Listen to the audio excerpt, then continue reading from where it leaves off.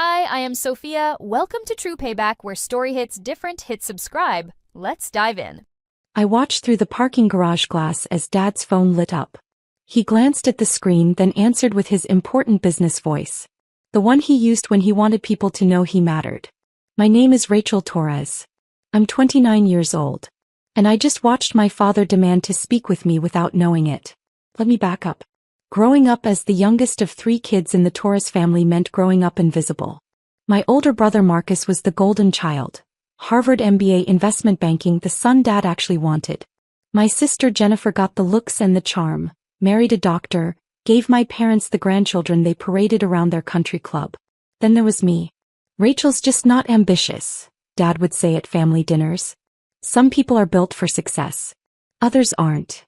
Mom's version was gentler but somehow worse. Not everyone can be a high achiever, sweetheart. There's nothing wrong with being average. Average. That word followed me through childhood like a shadow I couldn't shake. I was average at sports. Average at school, well, that's what they thought.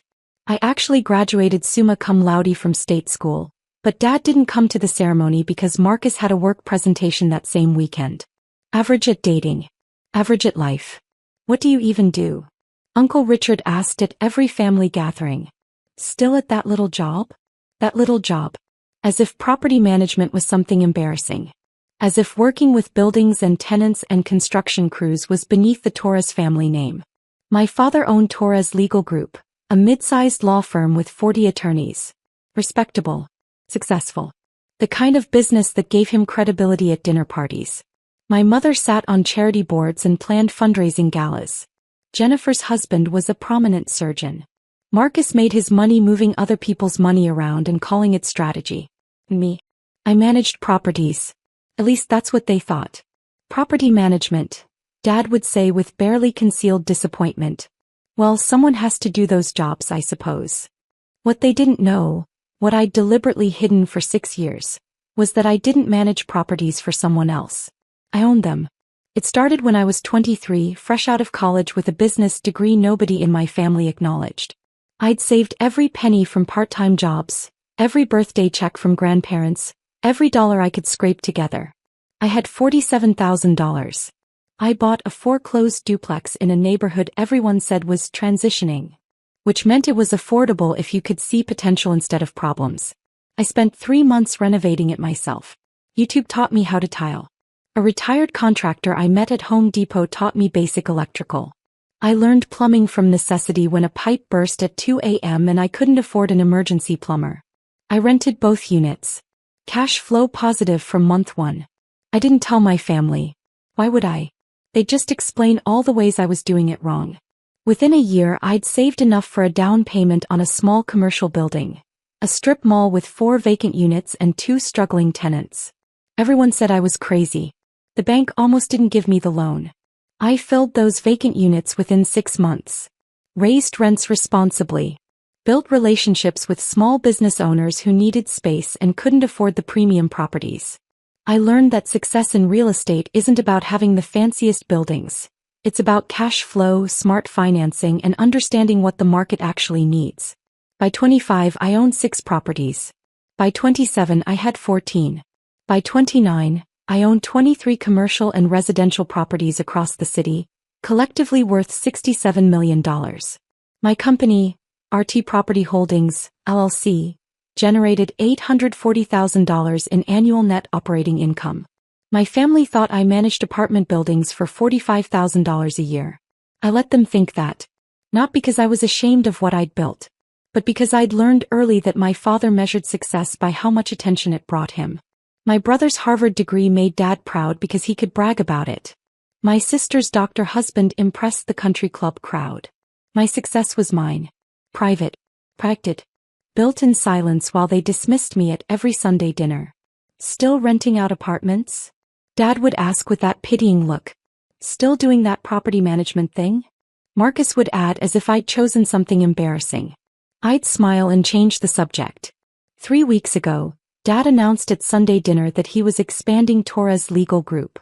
We're opening a second office, he said, cutting his steak with the precision of someone who believed even dinner should be a performance. Going to be big. Really establish the Torres name in the legal community. That's wonderful, dear, Mom said, beaming. Where?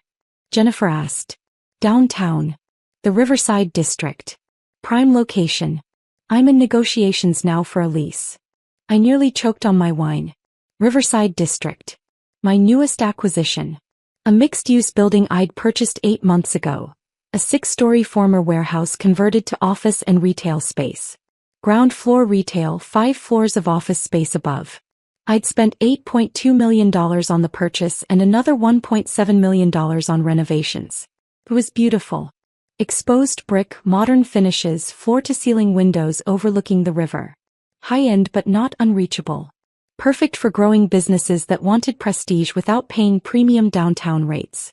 The building was 60% leased. I had 3 floors of office space still available. The building's called Riverside Plaza, Dad continued. Owner's some LLC. Probably a hedge fund or something.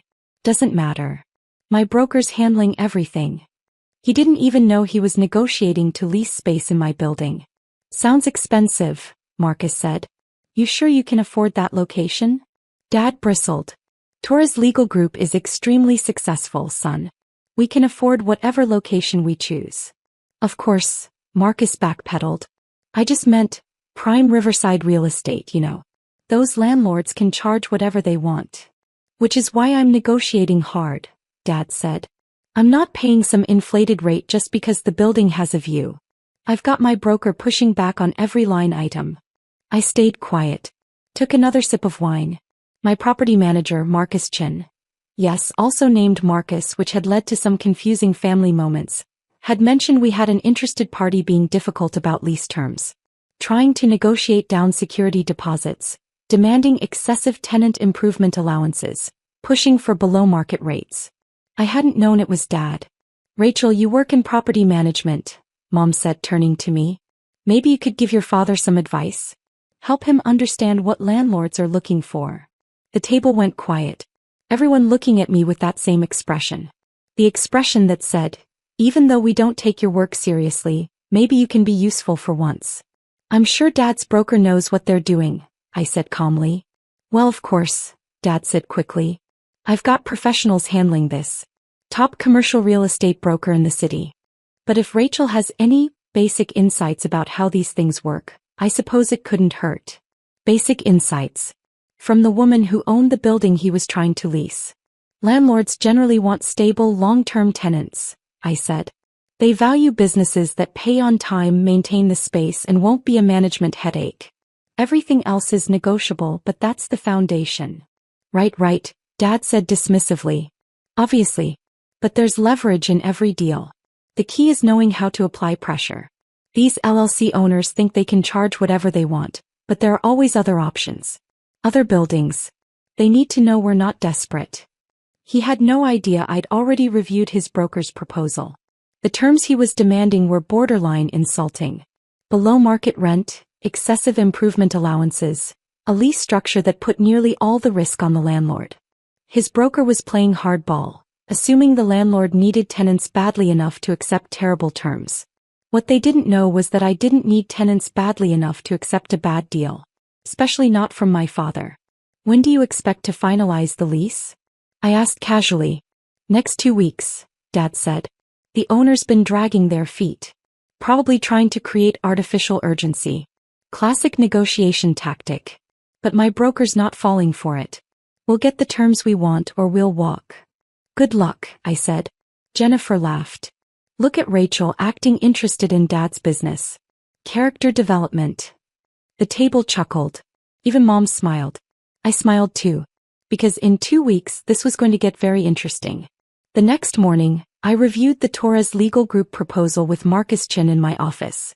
They're really pushing hard on terms, Marcus said, sliding the paper across my desk.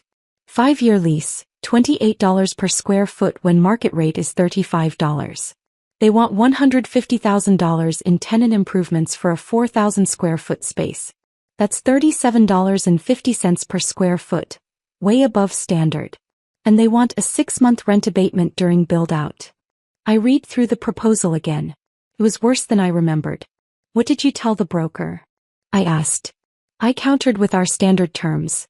Market rent, standard TI allowance, 2 months abatement maximum. They came back saying their client has other options and we should reconsider our position if we want a quality tenant. I couldn't help but smile. Dad's broker was using his favorite move, the veiled threat. Walk away leverage. Work sometimes. Not this time. Send them our final offer, I said. Market rent, standard terms, 2 months abatement. Non-negotiable. And Marcus? Don't mention who the owner is. Just keep everything under the LLC. Marcus nodded. They're not going to like it. I know. 3 days later, Dad called me. Actual phone call, not a text. Rare. Rachel, I need a favor, he said without preamble. What's up, Dad? This building lease I'm working on, the Riverside Plaza building. The owner is being unreasonable. Completely unreasonable. My broker says they won't budge on terms. That's frustrating, I said neutrally.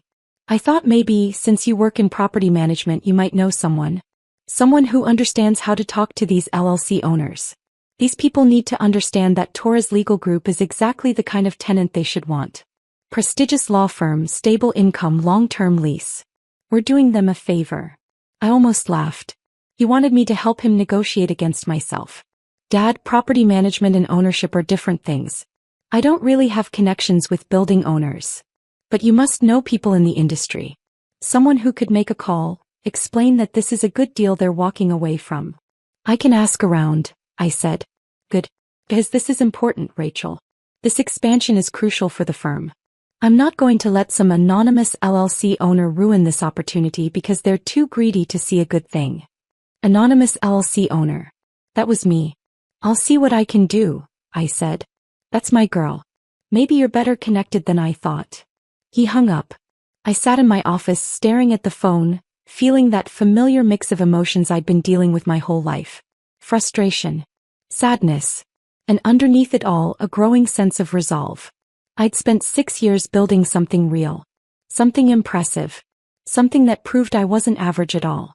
And my father wanted me to use my connections to help him take advantage of me. 2 weeks later, Dad called another family dinner. Emergency Sunday meeting. The lease fell through, he announced as soon as we were seated. The Riverside Plaza building. Owner refused our terms. Completely refused. What? Marcus looked shocked. I thought your broker said you had leverage? Apparently not enough, Dad said bitterly. These LLC owners think they can just sit on empty space and wait for someone desperate. Well, I'm not desperate. We'll find another building. But you said Riverside Plaza was perfect, Mom said. The location, the prestige. It was perfect, Dad snapped. Until the owner decided to be unreasonable. They wanted market rent, minimal improvements, standard terms. As if we're some startup that should be grateful for the space. I took a sip of water. Said nothing. Who even owns it? Jennifer asked. Some RT Property Holdings or something. Probably a hedge fund. These corporate owners don't understand relationships. Don't understand that a quality tenant is worth negotiating with. RT Property Holdings. My company. Said out loud at Sunday dinner and nobody connected it to Rachel Torres. Did you try negotiating directly with the owner? Marcus asked. The broker tried everything. Owner won't even take calls. Just sends back rejection letters through their property manager. Completely impersonal.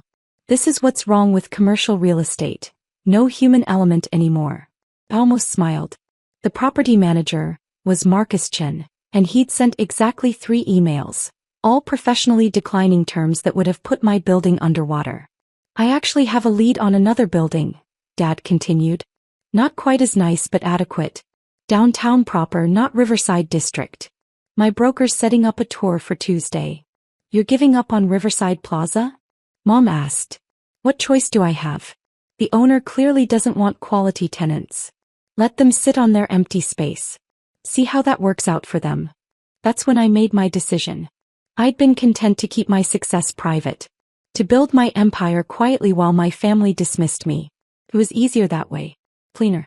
But watching Dad blame the unreasonable owner for not accepting his below-market terms, listening to him act like the victim because I wouldn't subsidize his expansion. Something shifted. I was done being invisible. Dad, I said calmly. What if I could get you a meeting with the owner? The table went quiet. What? Dad looked confused. A meeting. With the owner of Riverside Plaza. Face to face. Dad's expression shifted from confusion to interest. You know them. I have connections with the property, I said carefully. I think I could arrange something. Rachel, that would be, Dad stopped himself. Almost said impressive but caught it. That would be helpful. Very helpful. Maybe if I could explain directly what Torres Legal Group brings to the table, they'd reconsider. Maybe, I said. Can you really set that up? Marcus asked skeptically. I think so. Then do it, Dad said. It wasn't a request. Call whoever you need to call. Set up a meeting this week. Tuesday afternoon would work. I'll see what I can arrange, I said. After dinner, as everyone was leaving, Dad pulled me aside. Rachel, I know I don't say this often, but this could be really good for you. Making this connection. If you can actually get me this meeting, it shows initiative. Shows you're more than just, well, it shows you're trying. More than just average. That's what he meant. I'll do my best, Dad. I texted Marcus Chin from my car. Schedule the Riverside Plaza lease negotiation for Tuesday, 2 p.m. The prospective tenant wants to meet the owner directly. I'll be there. Marcus replied, You're sure about this? Very sure. Tuesday afternoon, I arrived at Riverside Plaza at 1:30 p.m. The building looked spectacular. Autumn sunlight streaming through the floor-to-ceiling windows, the river sparkling beyond, the exposed brick walls glowing warm and industrial. This was mine. All of it. Marcus Chin met me in the lobby.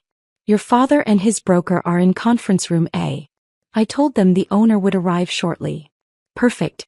Let me talk to them first. I walked into the conference room. Dad looked up surprised. Rachel, what are you doing here? I told you I'd arrange the meeting, I said calmly. Yes, but, he looked confused. You don't need to be here for it. I can handle the actual negotiation. You've done your part. I think I should stay, I said. His broker, a sharp-dressed man named Tom, looked annoyed. Mr. Torres, with all respect to your daughter, owner meetings are delicate. We should keep this professional. Rachel, why don't you wait in the lobby? Dad said. You can tell me how it goes after. I don't think that's necessary, I said.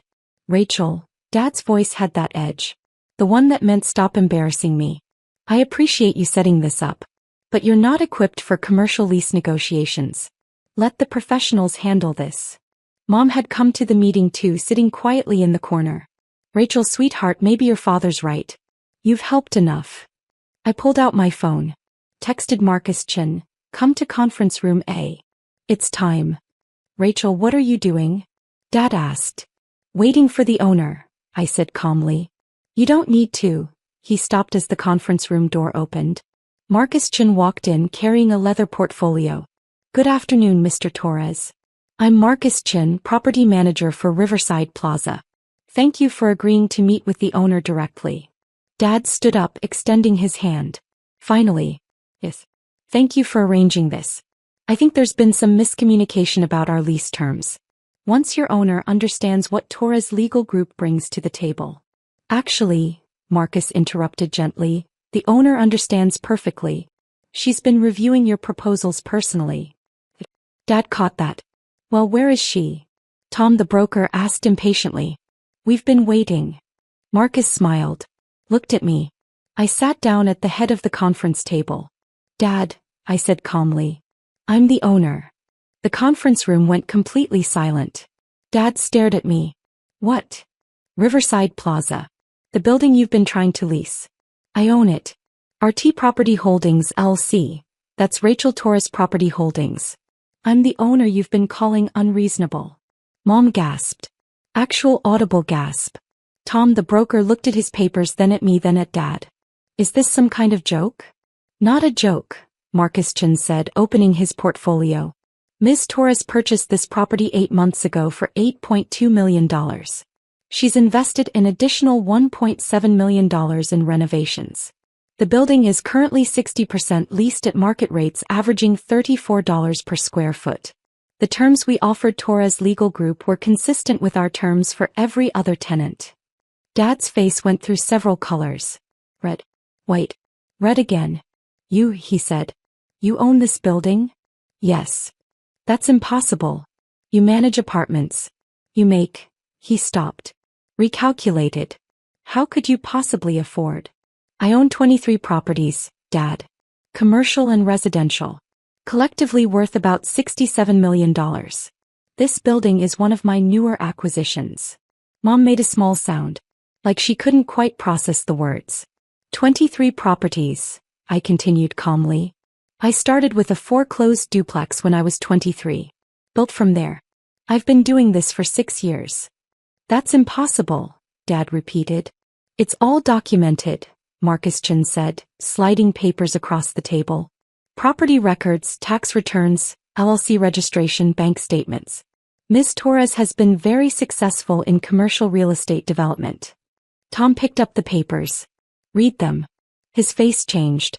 These are legitimate. Of course they're legitimate, I said.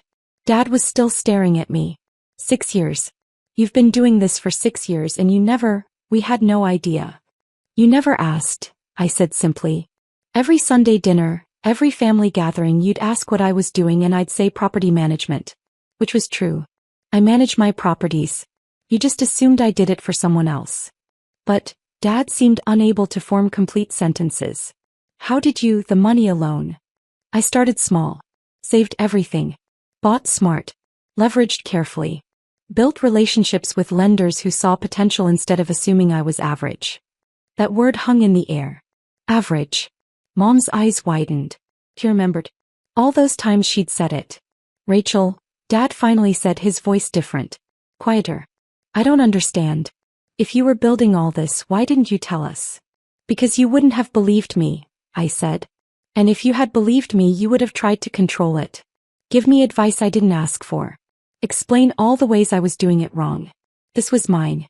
I needed it to be mine. But we're your family. You're my family that calls me average, I said calmly. That dismisses my work. That assumed I couldn't possibly be successful because I didn't go to Harvard or marry a doctor or work at a fancy law firm. The conference room was silent. Tom cleared his throat. So, regarding the lease terms. The terms I offered were fair, I said, cutting him off. Market rent, standard improvement allowance, reasonable abatement period. Your client wanted below market rent, excessive improvements, and terms that would put all the risk on the landlord. I don't accept deals like that. Not from anyone. But I'm your father, Dad said. Which is exactly why I won't give you below market terms, I said. Because that would be preferential treatment based on relationship, not business merit. Torres Legal Group would be a good tenant at market rates. But I won't subsidize your expansion. Dad sat back in his chair. Looked at the papers Marcus had provided. Looked at the building around us. Looked at me. You really own all this, he said. It wasn't a question anymore. Yes. And you've been successful.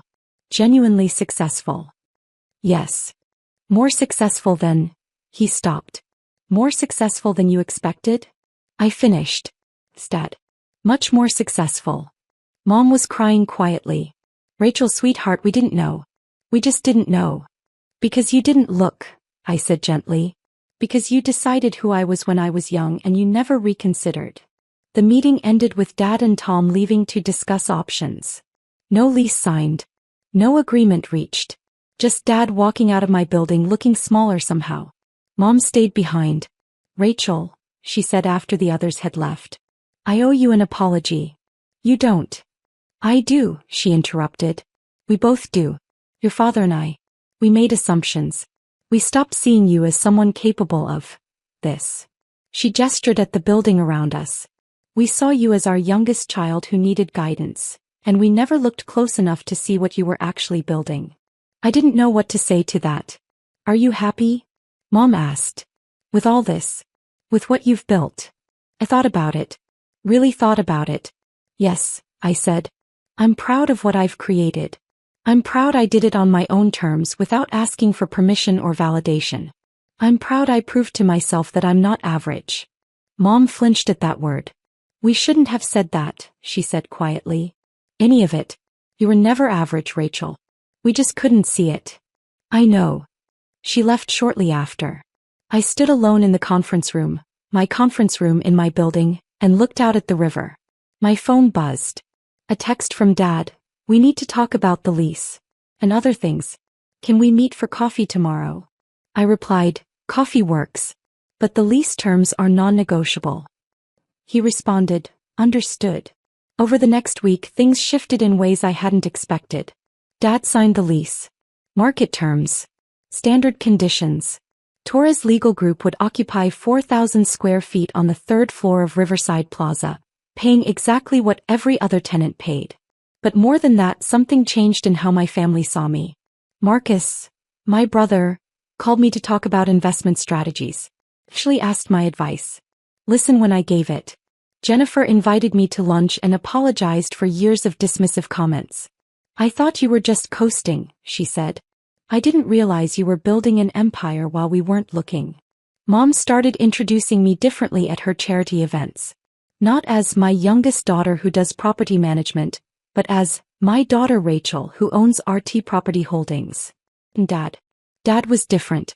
We met for coffee 3 times in 2 weeks. Real conversations. Not Sunday dinner small talk, but actual discussion about business, about building something, about the challenges of growth and risk and belief.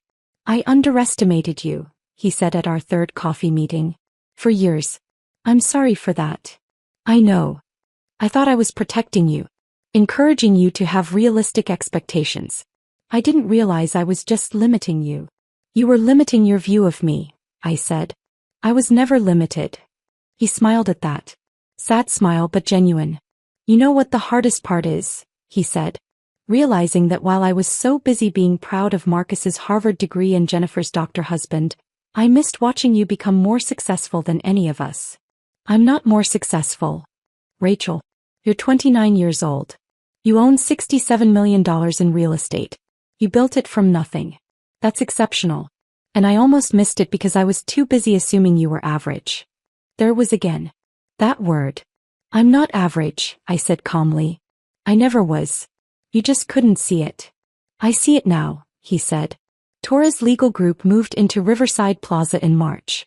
Their space looks spectacular. Exposed brick, modern finishes, views of the river. Market rent, paid on time exactly like every other tenant. Dad invited me to the opening reception. Gave a speech thanking the owner of this beautiful building for creating such an exceptional space for growing businesses. He didn't mention I was his daughter until after the speech, when people came up asking about the building. This is Rachel Torres, he'd say. My daughter. And the owner of Riverside Plaza. The pride in his voice was new. Hard-earned. But real. RT Property Holdings continued to grow. I acquired 2 more properties by summer. My portfolio hit $73 million. Marcus Chin kept managing day-to-day operations and I kept building. But the biggest change wasn't in the numbers. It was in Sunday dinners. Rachel, tell us about the Elm Street acquisition, Dad would say. Walk us through the financing structure, Marcus would add. You're expanding into residential development? Jennifer would ask, genuinely interested. I'd tell them. Share the challenges, the victories, the complex negotiations and construction setbacks and tenant stories. And they'd listen. Not because I'd demanded their attention.